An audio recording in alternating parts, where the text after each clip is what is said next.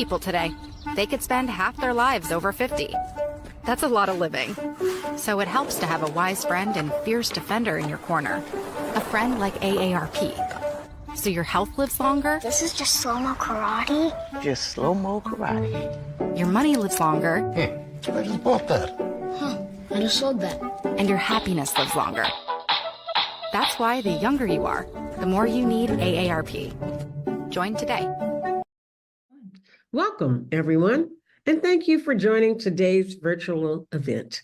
As a dedicated volunteer with AARP, I'm delighted to welcome you to a virtual event that's close to our hearts. Our mission at AARP is to enrich the quality of life for individuals as they age through proactive advocacy, impactful service, and the dissemination of valuable information that champions positive social change. In today's event, we're diving into the dynamic concept of disrupt aging. Disrupt aging is about celebrating the diversity of aging experiences through personal stories, images, and a variety of perspectives, fostering a community that is not defined by a single voice, but is inclusive of the many voices advocating for change. Together, we'll challenge outdated beliefs about aging and to ignite new solutions for a future where every individual can age with dignity, purpose, and endless possibilities. Let's engage, learn, and be inspired to view aging through a new lens. Welcome to this journey of discovery and transformation. We also invite you to join the AARP volunteer team to make a difference in the caregiving community.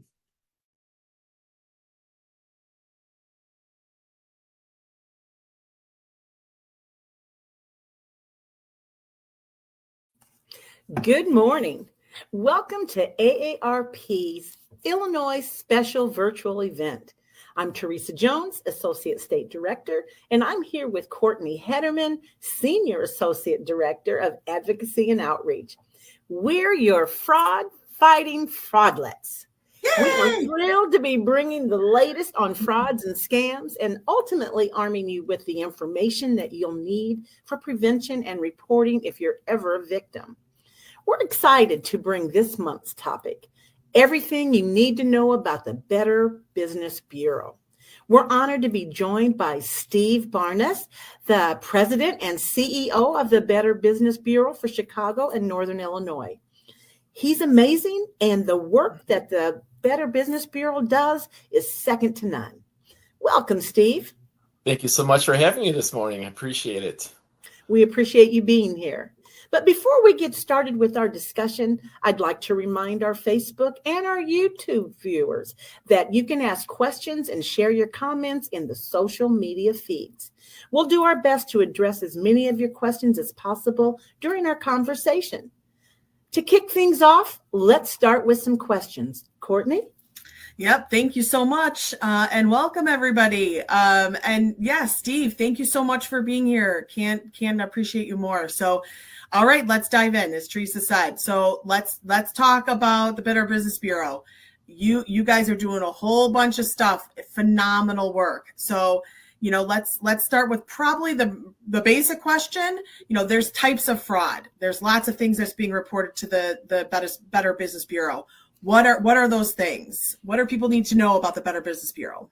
Well, thank you so much for providing that information to us and having me on today. As I mentioned to you, the Better Business Bureau has been around for over 111 years now, really helping consumers find businesses they can trust. So we try to connect businesses and consumers together that you can work with each other in a great marketplace that we have today. But unfortunately, there's some bad actors, as we all know, that ruin it for everybody else. So we're there to protect consumers as well as educate the consumers, almost similar to what your organization does for the countless consumers all across the globe now. With the internet, has really opened up the world to us in terms of helping consumers. So we try to help them as best we can. I only been doing this a short time, just 36 years. I've been in this position, so I've seen it all.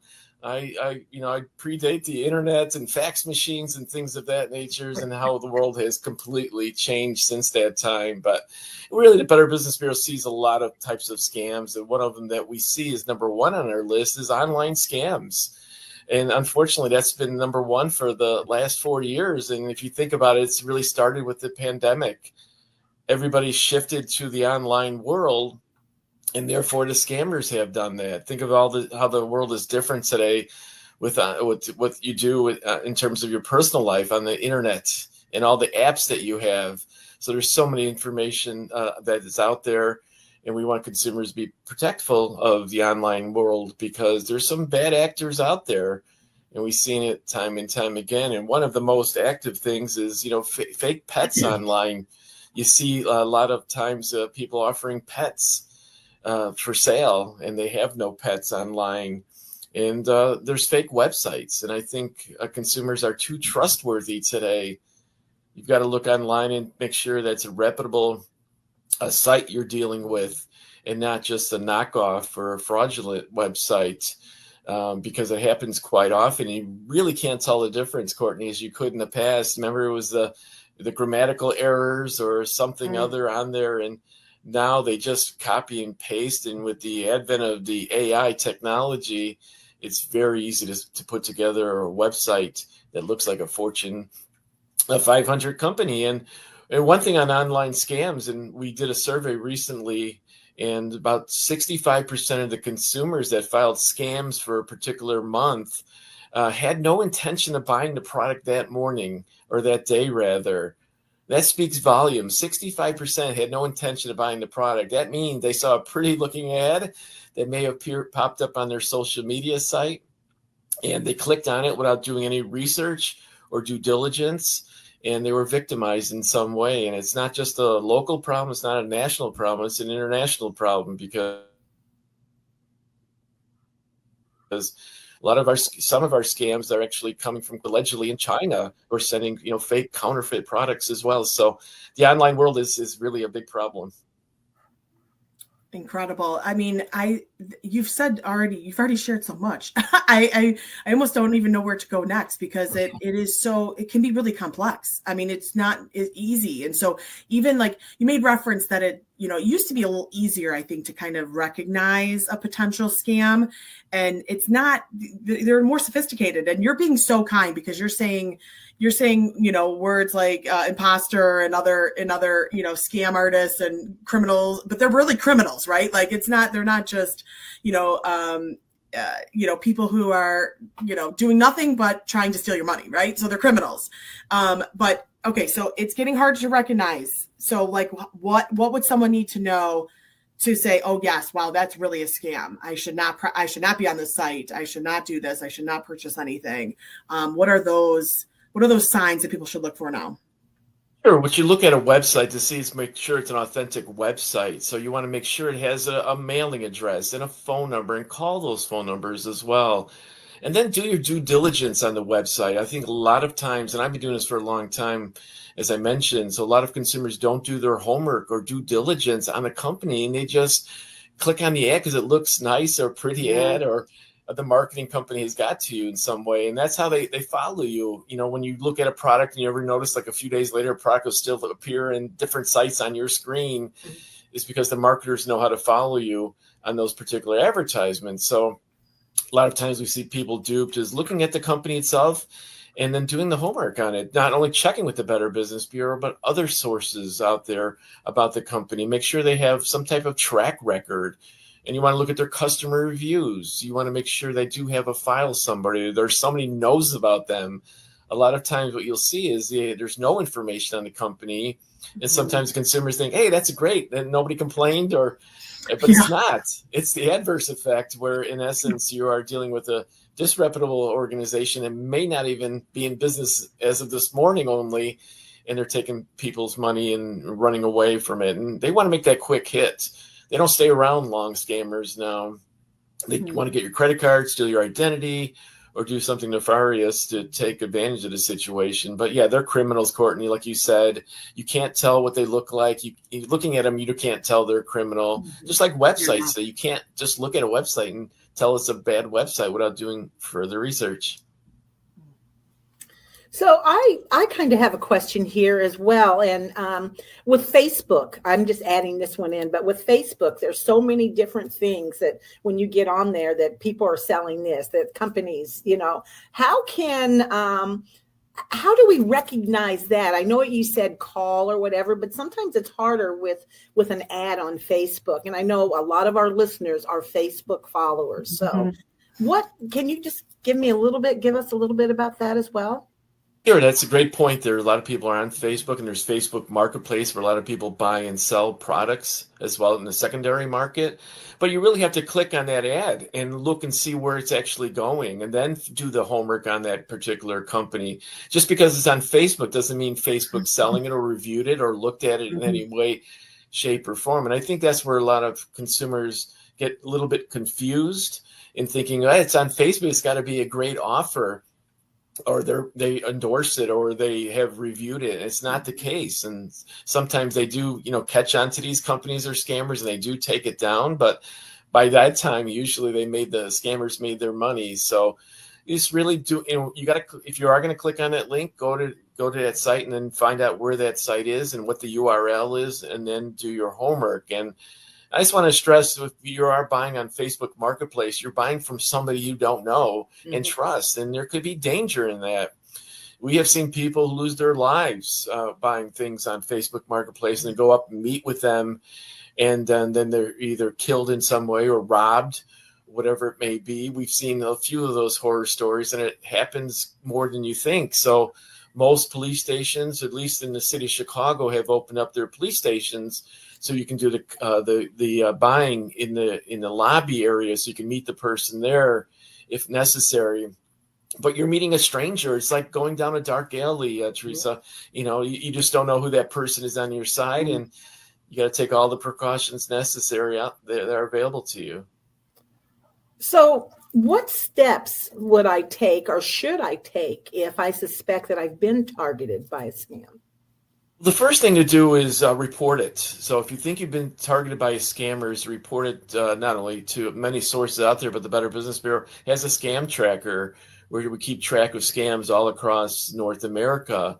And then that scam tracker then is fed into the FTC Centennial database, which then is accessible by law enforcement all across the North America. But if you think you're being a victim, do the research and then put that scam tracker and let the authorities know, because it's so important when you see a scam to report it. A lot of times people say nobody's going to fall for that, but ladies, as you know as well as I do, somebody's going to fall for it, and unfortunately, it could be a family member or a friend or an elderly person. So we want you to report to scam tracker, and that's how a lot of our warnings are, sent out based upon what consumers are telling us in a scam tracker. We've issued, warnings almost seems like on a daily basis, because fraud doesn't go away, and it's going to be around forever. And if you don't report it, that's what a scammer wants. Or you don't complain, that's what they want. They want that because then they continue to stay in business. And if people complain, they may, pay those people off. And if people don't complain, they just ignore, and the consumers go elsewhere. Mm-hmm.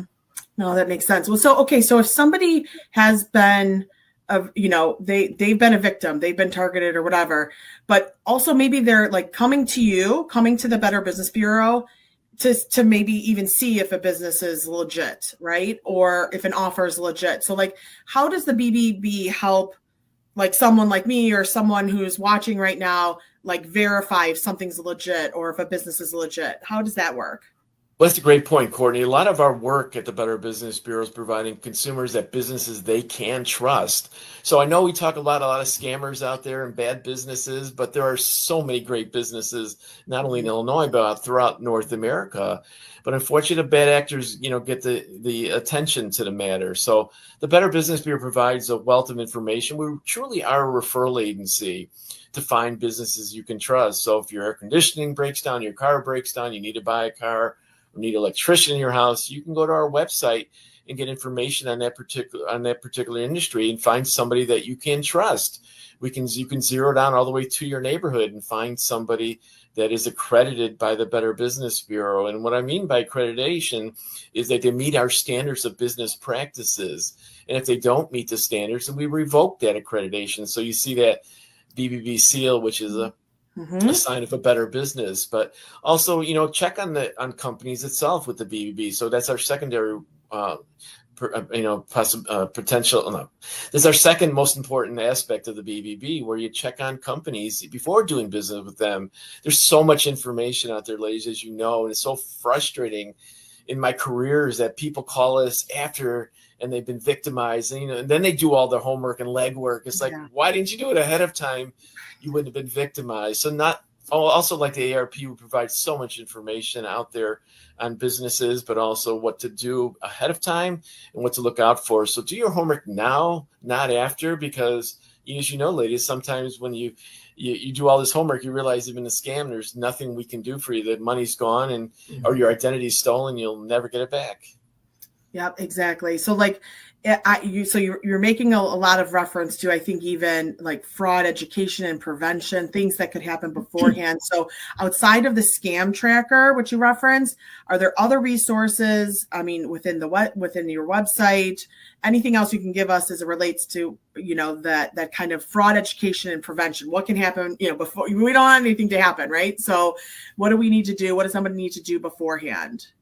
Well, I think a lot of it's doing the homework ahead of time. Like you said, if you get something like a business offer or for services, do the research on them. There's educational information on the Better Business Bureau website, as well as AARP on a specific matter. So just doing the homework, I think that is the critical, aspect of it. Get to know about it, all this information ahead of time, whether you're buying a car, whether you're getting something done for your house for the spring, is what the questions to ask for, what others have gone through. And we have a lot of educational materials on the BBB site to help you prevent this from happening to you, and also finding businesses you can trust as secondary. So, Steve, how does filing a complaint with the BBB help in a fraud case? Well, it helps tremendously, Teresa, on that as well. A lot of times people have that mentality, like one complaint won't matter or like one vote won't matter. But as we say time and time again, it truly will.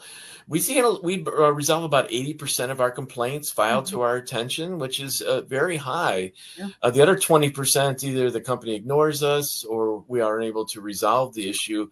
And then that information is disseminated in the public company's report for the next 3 years. So that's how our grading system is based upon, the complaints filed with us and what our interaction with a particular company.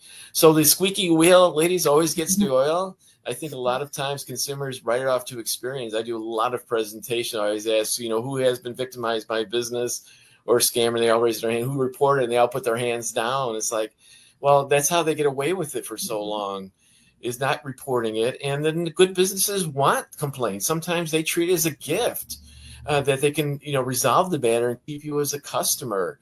So we have mediators on staff who can try to mediate the resolution. And we also have arbitrators that are not on staff, but are hired by the Better Business Bureau to resolve the matter. And then it's legally binding, enforceable by Illinois state law if both parties agree to a binding arbitration. But most of it can be resolved through a mediation or conciliation, where you kind of both talk about it and we try to come to a resolution in some way. But don't sit back on a complaint. The squeaky wheel will get the oil every time. So we talked about filing a complaint, but what is the process for reporting a fraudulent business to the BBB? Well, not only filing a complaint, but we also have that scam tracker, as we talked about it earlier. So going to our scam tracker not only provides you a wealth of information on the educational component of the scam tracker, what others have gone through, but also information about, what to look out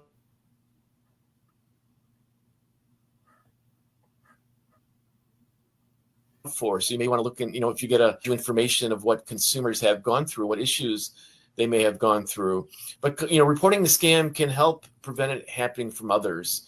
And a lot of times, people think, I'm not going to fall for it, as I mentioned earlier, but somebody will. So we need consumers, please, to let us know about these scammers, to not only put them out of business and hopefully the authorities will go after them, but also to educate future consumers on what to watch out for.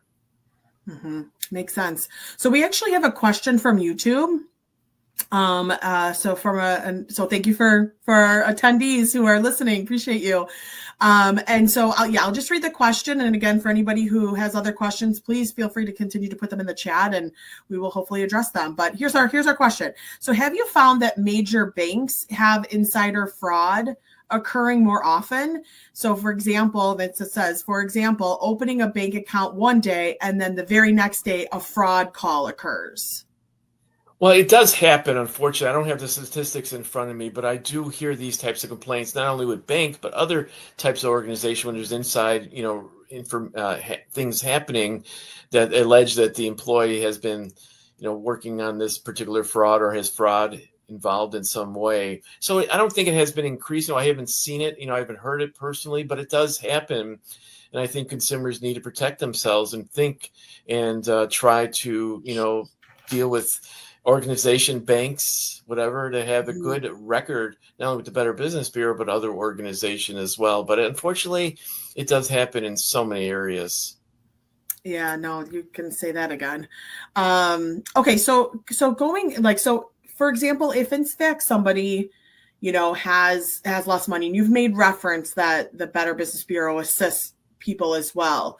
And so, is there also other services like to kind of monitor for potential identity theft? Like, I just want to make sure we're exhausting it, that everybody fully understands, because there's a lot of layers to you guys. So want to make sure everybody understands exactly what they can expect from the Better Business Bureau. So is there monitoring? Obviously there's reporting, there's assisting if in fact somebody has, been a part of some sort of, a scam or whatnot. So just want to clarify all of that.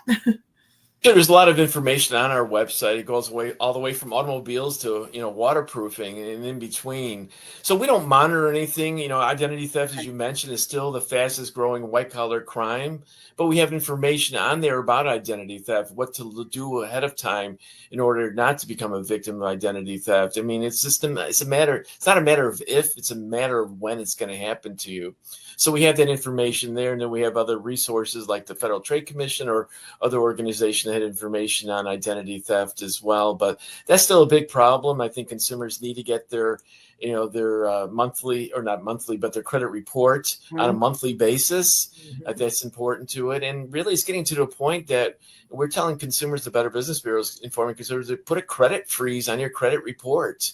Even though you haven't yet been a victim of identity theft, it kind of puts another layer involved and kind of makes you prevent it from identity theft from happening. But most of our website is educational, things like that nature, and the issues with banks, not only internally, but externally as well. The fraud, check washing, which is a big problem that's happening out there. So I think consumers need to keep up to date on what's out there and visit our website. But we also have a consumer newsletter at bbb.org, /Chicago Buzz, which we give you semi-monthly topics of what's happening out there, because we can talk, as for hours on all these frauds that are happening out there. But consumers do have a wealth of information, not only with the AARP and other organizations like you, but consumers don't do anything. That's the problem, is do the homework ahead of time, not after. I had a consumer a few weeks ago, lost, I think it was about $6,000. He did all the work after about, he is a scammer. This is a bad business. Okay, you've done it all before. You wouldn't have lost the $6,000. So it's up to consumers to do their own homework and do their own research. Nobody's going to tell them what to do. I'm not going to say the BBB is not going to tell you not to do business with the company. We're going to tell you they're great and what others have said, if they're an F-rated company and why. And it's up to you then as a consumer on whether or not you want to do business. But there's so much information on the internet about topics today, not only our site, but your site and other sites. Just do the research, put the keywords in. If you're worried about identity theft, put in, how do I prevent an identity theft? Or you're worried about a home contractor, put it in there. We had a slew of calls from the south suburbs with the recent storms that happened out there. And it's going to happen all over the state of Illinois. And there's a lot of things you can do to prevent this from happening to yourself. I have another question here. You're talking about monitoring. And you said something that caught my attention. You said about putting freezes on. I think a lot of people don't realize that they can do that. And I also think that people think that if they freeze an account, that means they have to start all over from the beginning. And so tell me, when we freeze an account, what exactly does that mean to our listening audience? Well, it's a great point, Teresa. It has a bad name. It's freezing, and people don't understand that. So basically, what it means is puts a hold on your credit report. So if you go into a store and try to open an account, you're not going to be able to because there's a freeze on your credit file at that, with the credit bureaus. But it does mean you can unfreeze it pretty quickly. So they give you a 4-digit code, the credit reporting agencies, that you can unfreeze your credit report. So if you're buying a car or opening an account, you can unfreeze it. So it actually just adds another layer to protection of identity theft. Again, it's not a matter of if, it's a matter of when it's going to happen to you. So it's really just, it has a bad name to it, but it's really simple. It just locks down your credit report, and then you can unlock it anytime you want, and it's pretty easily done, but it provides another layer. And again, it's not 100% foolproof, because the scammers know things around other ways to steal your identity. But also, you should get your credit report on a monthly basis now, because it's free. So everybody should go to annualcreditreport.com. And then that's the only website we recommend in the FTC and the other governmental agencies, annualcreditreport.com. You can pull your credit report on a monthly basis, but it also has a wealth of information on what we talked about, credit freezing and what it entails and how to do it on those particular websites. But do the homework ahead of time. Love it. That's fantastic. We actually just had another question from YouTube come on. So good morning, and good morning to them. I had someone steal my identity trying to get money from unemployment. How can I prevent this from happening again? Good luck. You really can't. Unfortunately, you can't prevent identity theft. You could take steps to reduce it a little bit. Somebody filed for unemployment insurance with me too, using my information in I think it was Kentucky. So again, I can't control it. There's not much you can do. Is just make sure you're on top of everything, and make sure you have a shredder and shred all your personal confidential information. Just not throwing it out.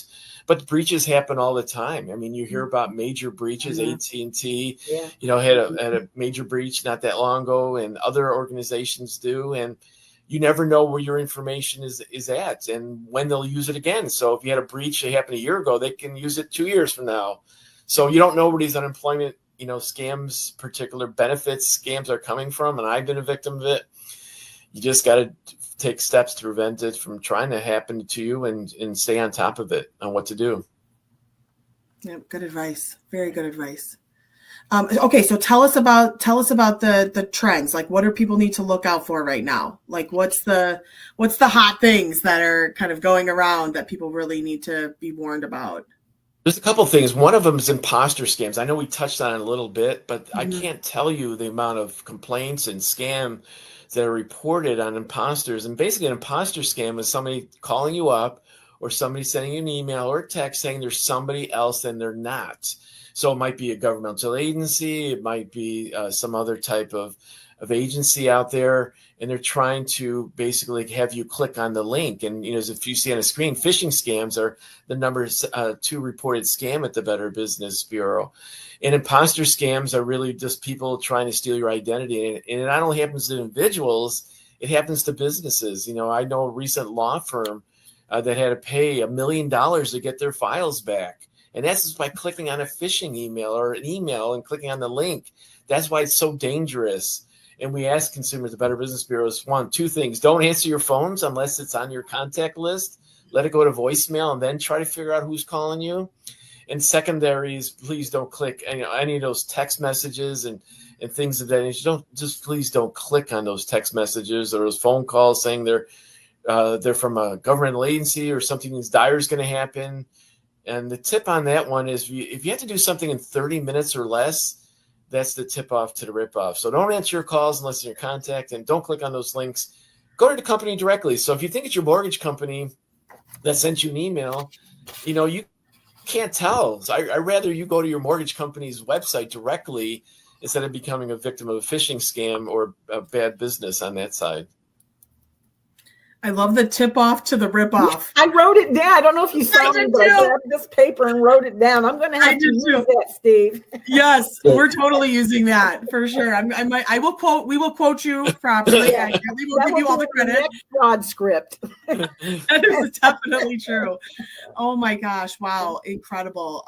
There has been so much information. Is there anything else that you think that people need to know for our conversation today? Any other, I guess, parting words, if you will? Sure. So the key is that, scammers want to do something quickly, as I just mentioned. So if you feel pressurized into making a decision, or out of blue, you got a phone call from a bank needing your account number, they have your account number. It's that quick 30-second rule. Again, like the only thing you should do in 30 seconds is buy a pizza. Everything else is do the homework and research on the organization and check with the Better Business Bureau, check AARP, other sources. There's so many sources out there. And a lot of times consumers are duped when they don't do their due diligence or homework. Like I mentioned, the 65% of the complaints we file in a particular month is because consumers had no knowledge of doing or didn't want to do business that, or didn't think about doing business that day with that company. Mm-hmm. They just clicked on a link. Just don't click on a link. Mm-hmm. Do the homework on them.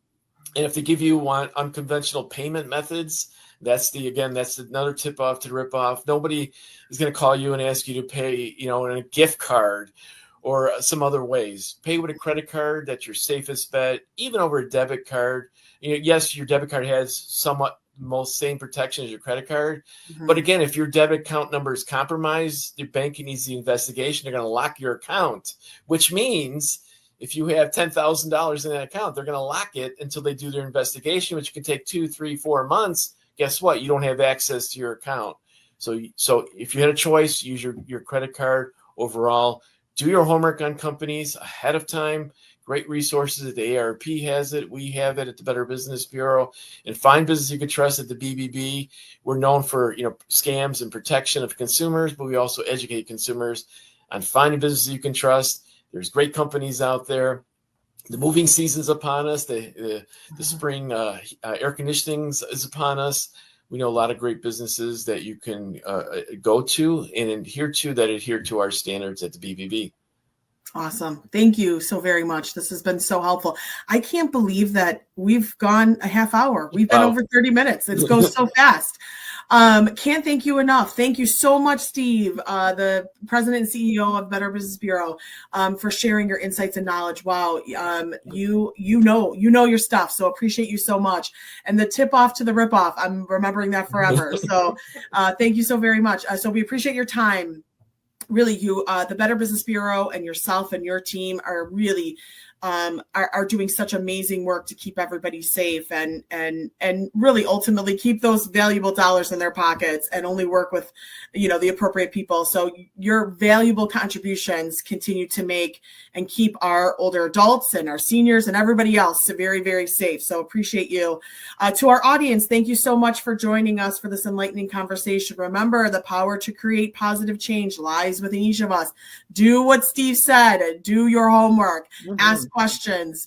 And of course, let's continue this dialogue and work together for a more equitable and just future. So please join us next month because obviously we are a monthly series, as Teresa made reference. So our Fraud-Fighting Fraudlettes will be back again. We cannot wait. And next month in June, we are talking all about travel fraud. I mean, Teresa, I don't know about you, but you and I, we know we want to travel somewhere together, right? Yeah. So we want to make sure we do it safe, though. So we're going to be all talking about travel. So once again, thank you guys for joining us. We look forward to continuing our mission of supporting seniors, caregivers, the entire aging community in Illinois and across the country. For more information regarding fraud, you can call AARP at 1-877-908-3360, or you can visit our website, aarp.org/fraud-watch-network. So again, that's aarp.org/fraud-watch-network. Now, of course, Steve gave a whole bunch of additional resources from the Better Business Bureau. So you can contact the Better Business Bureau at www.bbb.org. And I love that scam tracker. So everybody go to that scam tracker, bbb.org/scam tracker.